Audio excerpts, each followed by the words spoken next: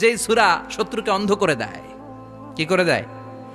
এই সূরার প্রথম 9টা আয়াত যদি বিপদে পড়ে, শত্রুর কবলে পড়ে আপনি তেলাওয়াত করেন, শত্রুর চোখটারে অন্ধ করে দিবে কে? আল্লাহ। বিশ্বনবী মক্কা থেকে যখন মদিনায় যায়, হিজরতের সময় বিশ্বনবী সূরাত ইয়াসিনের প্রথম 9টা আয়াত তেলাওয়াত করলেন।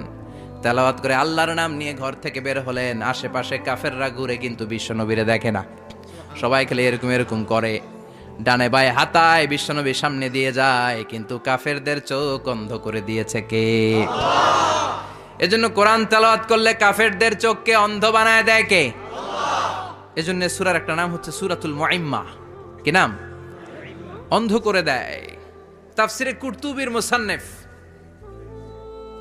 ইমাম আল কুরতুবি, উনাকে জালিম বাদশা বন্দী করেছিল। ওনার তাফসিরে এসেছে উনি শক্তিশালী লোক ছিলেন, জেলখানা ভেঙে বাঁচার জন্য দিয়েছে দৌড়। উনারেও ধরার জন্য জালিম বাদশার সৈনিকেরা ঘোড়া নিয়ে রওনা হয়েছে। উনিও দৌড়ায়, ঘোড়াও পেছন থেকে আসে। ওমিয়া মানুষ কি ঘোড়ার দৌড়ের সাথে পারে? উনি হাঁটতে হাঁটতে হয়রান হয়ে এক বালুর ময়দানে যে ধপাস করে পড়েছেন। ওরাও ঘোড়া দিয়ে এসে নেমেছে, কিন্তু আজীব তামাশা, উনি বালুতে ধপাস করে পড়েই সূরাত ইয়াসিনের প্রথম 9 আয়াত তেলাওয়াত করতে শুরু করেছেন। ওরা নিচে নেমে ডানে বায়ে সামনে পিছনে খালি খুঁজে, কিন্তু দেখে না, সামনেই কিন্তু বসা। ওদের চোখটার অন্ধ করে দিছে কে? আল্লাহ। বিশ্বাস হয়? ঈমান হয়?